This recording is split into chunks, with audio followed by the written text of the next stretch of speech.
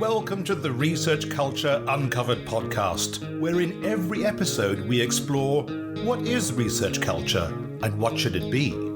You'll hear thoughts and opinions from a range of contributors to help you change research culture into what you want it to be. Hi, it's Emma. And for those of you who don't know me yet, I lead the Researcher, Development and Culture team at the University of Leeds. You're joining us in season 1 of our Research Culture Uncovered podcast, where we're getting to know our co-hosts in a bit more detail before they go on to host seasons of their own, each covering a different aspect of our research culture. But today we're mixing things up a bit. We've already met the hosts in our previous episodes, so today we're getting to meet one of the driving forces behind the research culture change work at Leeds. I'm delighted today to be joined by Professor Catherine Davies, or as we know her, Cat, our Dean for Research Culture. This was a brand new role at the University of Leeds, and Cat is currently leading on work to create our research culture strategy, having already released our research culture statement. But I'm sure we're going to hear more about both of those things as we continue this discussion. So, Kat, you and I have spent quite a few meetings together, and I've heard you mention on more than one occasion that you've spent time in Japan, and you often talk about it very positively. And Japan is one of my favourite places. So I'm just wondering, what is it for you that you really enjoyed about Japan? I guess at the time that I was there, it was my early 20s. I was fearless. I said yes to everything just because I thought I'm in this completely new culture. I'm never going to get this chance again. I mean, I did stay 3 years, but yeah, lots of things were just, why not? Yes, I'll take a Japanese exam in my first 3 months. Yes, I'll learn taiko drumming. I did snowboarding. Yes, I'll make mochi with the mayor's children. Yes, I'll DJ in this club. So yeah, lots of opportunities just flying at me. Loved learning the language, loved not just making Japanese friends, but actually friends from all over the world. Learned a lot about different cultures and actually a lot about British culture from being in Japan. And actually the contract was the best thing because it was 3 months on, 3 months off. So that was a really nice way to work for a while. Wow. You spent a lot longer than I did. I was only there for 2 weeks, and yeah, I would love to go back at some point. Yeah, me too. It's been over 20 years now, so I'd love to take my daughter back and see how it's changed. Right, so the reason we're here today, obviously, is to talk about research culture. And this role, your role, the Dean for Research Culture, was a new role at Leeds, so we hadn't had it previously. And I think, in fact, it's fair to say it's a relatively unique role across the sector. So there aren't many institutions that have similar roles. There are a few more cropping up. But what was it about the role that made you think, do you know what, I really want to do this? This is the role that I want to try. Sure, yeah. When the role came up, or when the papers started coming through to committees, I was coming to the end of my ECR years. I'd had a little bit of time to reflect on my experiences. I'd learned a lot in my role as Director of Research for Languages, Cultures and Societies. So not just kind of tunnel vision into my own research, but learning a lot about different kinds of research and how that works so differently, even within one school. So while I was pretty busy with my own developmental work, I was really keen to manage things better and to make things better for others, I guess, find different ways of doing things that kicked back against outdated traditions. Lots of us working in research culture have been quite wounded by research, I've got to say, research practices, from inequalities, from unfair treatment, from just sort of inefficient ways of doing things. So I really wanted to take that opportunity and see how we could do things differently and do things better at Leeds. It was also kind of post-COVID, and I'd spent a lot of time knocking on senior leaders' doors trying to get, COVID effects on researchers, and particularly those who were homeschooling at that time on their agendas. So yeah, it seemed like it had my name written on it. Brilliant. And said it was a new role. So I think it's fair to say there's a lot of exploring as well that goes on as part of this. Yeah. So you're going to be engaging with other people in similar roles like yours. As I said, more are popping up. And we're also seeing more activity across the sector. So more networks, more groups popping up with this focus on research culture.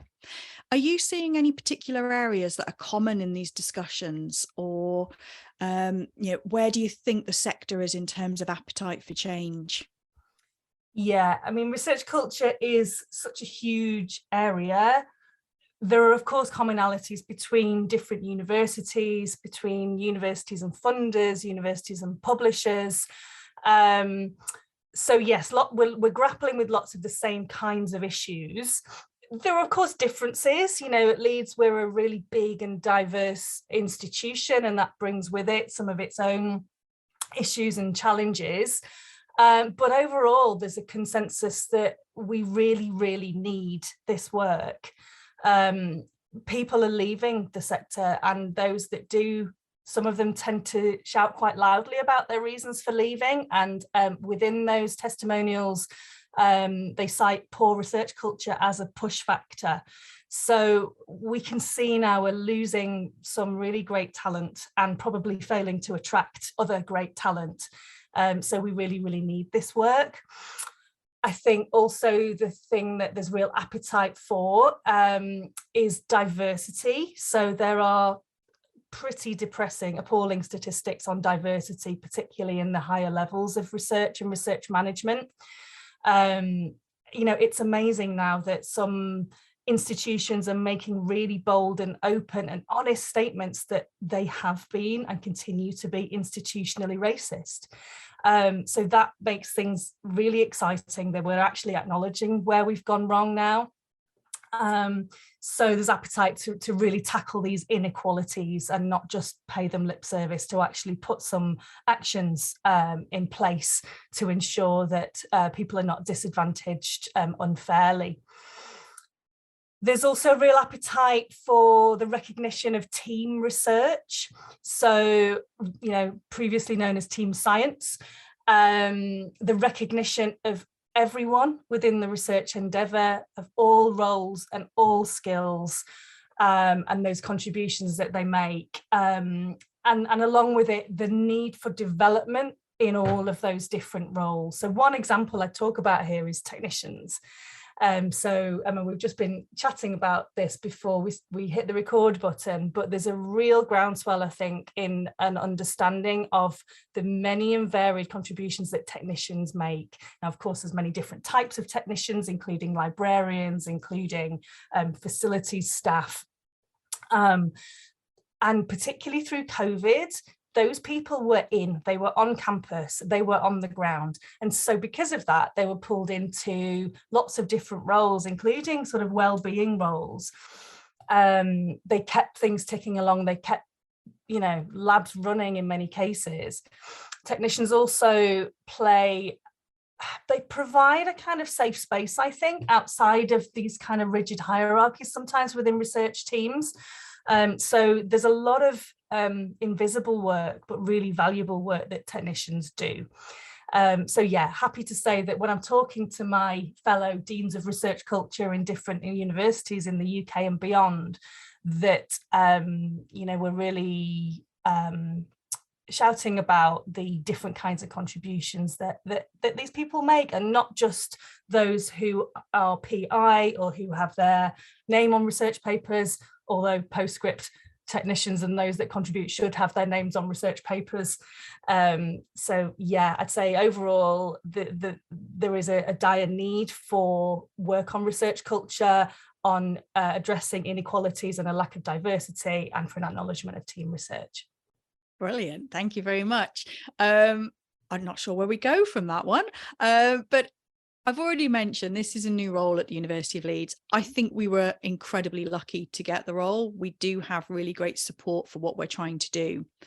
I think it's fair to say that you've been in post for just over 12 months at the time we're recording this. It's been busy, it's been hectic. There's been a lot of things thrown at you, but what are you most proud of for your first 12 months? Oh, this is so hard. I can't pick one thing. I've got so many. And I'm going to slightly fudge this answer by a sort of umbrella answer, that I'm really proud that we've had the time and space and money actually to do things in a different way. So things like releasing interview questions in advance for recruitment of academic and professional services posts. That was something that we went out on a limb for. We weren't quite sure what was going to happen with that, but actually we found some really great outcomes from that, some that we knew about and some that we didn't expect. It's been way more inclusive for neurodiverse applicants. It's actually led to some really, really slick interview performance and really impressive interview performance. And I'm really pleased to see that that's being adopted and adapted by different areas of the university now. So that was an example of, I think, doing things in a different way. I'm really proud of the grassroots stuff. So when we've just enabled people to show us what they can do, and they've done it. So one example of that would be some funding that we gave to the 6 women on our Black Women Professors Now track. We gave them some research funding to enhance their projects along research culture lines, and they really ran with it. And they thanked us for allocating the funding rather than doing it competitively because of inbuilt biases into the application process. So some fantastic work by that cohort. Also projects through the Crucible, so looking at language support for grant applications, lots and lots of different things. And I'm also going to say the Research Culture Awards, because that was really fun and it was really lovely to see how proud people were, not so much of the award itself, but of the work that had gone into the awards, and to actually learn more about these brilliant things that are going on within the university that we don't always hear about. The bit Kat isn't mentioning there is that those awards were held on the hottest day the hottest day ever, I think, in my lifetime. It was a fantastic day, but blimey, it was hot. It really was. Oh my God, it was memorable for that reason as well as everything else. Yeah, it was pretty stuffy in there, but yeah, people were amazing. And thank God for the aircon in the refectory, I would say. Yeah. Definitely. So in amongst all of that, you've mentioned the interview questions in advance. I'm thinking that could probably be a podcast on its own, actually. We really should go back and revisit it. And just to make the listeners aware that in the show notes, you can find links to all of the things that are mentioned in the podcast. So if there is anything you want to follow up, that's where you need to head. We've mentioned in several of the previous episodes, my own included, that research culture is huge. And there is so much work that sits underneath it. So I'm going to put you on the spot now and ask you what you think the biggest challenges are, either for us at Leeds or across the sector. And where do you think it's going to be hard to make significant progress? This is not an easy job. I didn't throw my hat in the ring because I thought it was going to be easy. It's certainly not, but that's what makes it more compelling. There are really serious issues here, and I think we can make a difference on them. So one thing, a really sticky challenge that we have, that I face weekly in various forms, it's sort of this kind of gremlin that shows up in many different ways, is that ever-present tension between traditional measures of success like outputs and grant capture, because those things still matter, right? We still need to be doing that to get our research out there, to be able to make our research financially sustainable. We can't not have those things, but there is a tension between those things and other more diverse and inclusive measures of success, like developing the next generation of researchers, like equity, diversity and inclusion work. And where the former, the traditional measures of success, when they kind of become too heavy on that balance, is where you get some really nasty consequences, actually, and some pretty bad behavior. It's where you get the hyper competition. So it's about keeping those two things in balance and actually kind of combining them. And this is my solution to this, like that we can get past that tension. And the way to do that is by understanding that research culture, with open research and collegiality and all of that goes into a good research culture, is the other side of the coin to research quality. You can't have one without the other. So more diverse teams, we know that. So along race lines, along gender lines, along international lines, we know, data shows us that makes for better research quality. These come out higher in the REF, the Research Excellence Framework. So it's about getting that word out there. Of course, the more languages you work with, the more diverse your research participants are, the more robust your research is going to be. So for me, that's how we strike that balance between, yeah, we need to bring the money in, yeah, we need to be publishing great research, but we also need to be doing that through inclusive and responsible behaviours.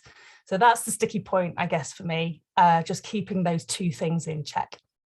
And we've already heard from Nick Shepherd in his podcast that he did about, the need for change, for open research to enable a lot of this change to happen. So it's not something that we can do as an institution. It's that sector-wide approach that's going to really need the publishers engaged, the funders engaged, the institutions and the individuals. So I really do understand where you're coming from when you say, I think that might be the one that takes a little bit of pushing to make progress on. Yeah, I mean, but I do see this happening more and more, which is lovely. So I was in a leadership forum recently, and we were talking about the job description for a new high-level research management position at the university. And one of the forum came and said, we need research culture friendly criteria to be front and center of those within that job description. So it was really nice to hear that. And actually the chair of that meeting then came back to me immediately after the meeting asking me for a bullet point to describe research culture behaviours and values to include in that job description. So that was I guess a quick win, actually, something we can do without waiting for funders or external partners here within our own university.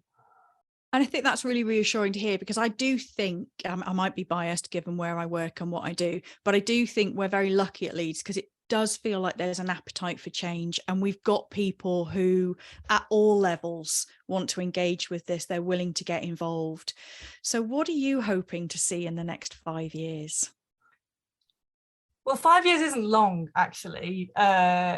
Considering culture change, real deep lasting culture change is going to take time. 5 years isn't long, but there are a few things I would like to see within that period. So I think one area where we're doing really well already is in open research. So I would like to see in 5 years' time, open research practices just being the norm, our bread and butter. This is the way we work. We make our papers open access, we make our data and code open access, we use open platforms like Octopus or others, we conduct our research openly with our participants, and we engage with the public transparently. So I would like all of that stuff just to be business as usual. The other changes I would like to see in the next 5 years are actually some policy changes, because I think actually changing the rules can really accelerate that kind of grassroots culture change. So I'll tell you what I mean. So I'd like to see more funding calls with research culture as an explicit focus. I think once money is on offer, this can really focus minds and make change. So I'd like to see more calls with research culture in the call explicitly. I would like to see the same in the next REF. So I would like the environment statement perhaps to include more explicitly on people and culture. And I would like to see that within the promotion criteria. I would really like to see more reward for research cultural practices, open research, EDI, collegiality, development, these kinds of things being added to impact and other fairly recent measures actually of success within the promotion criteria. So once we've got, these kind of policy changes and rule changes made by those with power, then I think the grassroots culture change will follow. Well, actually, they kind of move in tandem, but I think then We'll start to see a reduction in harmful research practices, so exclusion of self-interest, of wasting resource. Now, none of that kind of happens because people are bad or like, they've got Machiavellian tendencies. The fact that they are interested in their own self-promotion or that they include others, it's because the system traditionally has rewarded that. So I'm not blaming people that do that. They really, there's kind of systemic influences which result in those outcomes. And I would love to see people recommending research as a career to the next generation because they enjoy it. Wow. I really hope to see all of that in the next 5 years. I did joke in the episode that I did that, if everything was going right, I'd be out of a job. Yeah. So I might want to rethink that one. There will always be work to do. There will. Yeah, I think that's fair to say. There will always be a challenge for us to tackle. So we are up to time. It's amazing how quickly time flies when you're having a conversation. But what we tend to do is finish each episode by giving you an opportunity to raise anything that you haven't already said. If you want to highlight a particular thing that you're working on or a topic. And I will finish by saying thank you very much, Kat, for joining us today, and over to you. That's brilliant. Thanks, Emma. Yeah, loads going on at the moment. So we have a call out at the moment for research culture projects. So it's an open call for money from Research England for faculties, individuals, research teams of all stripes to propose research culture projects. So deadline for that is December the 9th. I think, Emma, you're going to put the link in the notes. And I've been thinking a lot about reward and recognition and how we kind of recognize each other and kind of acknowledge and thank each other in a really easy way. So, say thanks to a colleague today, send them an email, if just mentioning their outstanding work, CC in their line manager. These are really easy ways. It's not enough alone, but I think it's just something that we can do pretty easily and quickly to make each other feel valued. Thanks for listening to the Research Culture Uncovered podcast. Please subscribe so you never miss out on our brand new episodes. And if you're enjoying the discussions, give us some love by dropping a 5-star rating and written review, as it helps other research culturists find us. And please share with a friend and show them how to subscribe. Email us at academicdev@leeds.ac.uk. Thanks for listening, and here's to you and your research culture.